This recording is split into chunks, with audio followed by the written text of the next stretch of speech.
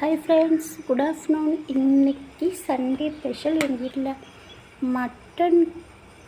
Mutton குழம்பு, chicken 65. பாருங்கள் friends.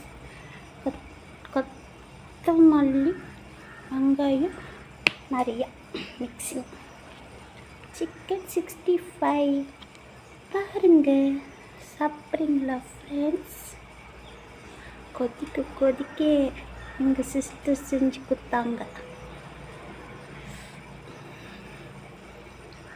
இது நைட்டு தயிர், பச்சரிசி மாவு எல்லாம் ஆட் பண்ணி ஊற வச்சு காலையில் இதை கொதிக்க சிக்கன் 65 பார்த்தீங்களா?